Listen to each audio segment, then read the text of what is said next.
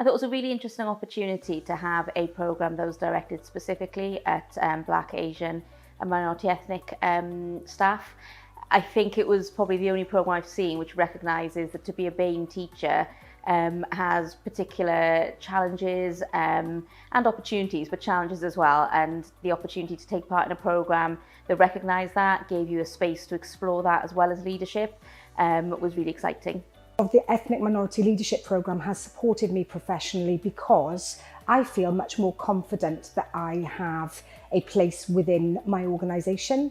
I work in a very, very inclusive organisation, so I feel very fortunate, and I'm not sure everybody else can say that. So I think this programme is going to help lots of different people, not just of ethnic minorities, but also I think the larger population, to understand that everybody is different, but everybody is equal. It supported my own professional growth, understanding the inspection framework, seeing how evaluation takes place, having a deeper understanding of the 3 areas of inspection, being a valuable process that I'll take back to my own school and discuss with our own senior leadership team so that we can ensure that our evaluation is robust within our own setting. I had a one-to-one mentorship with Estin HMIs.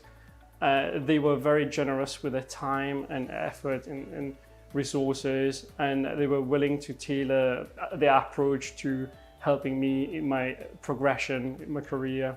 The most important thing, in my view, that an organization can do is to find value in the difference, find value in having a diverse group of people sitting at the table making decisions.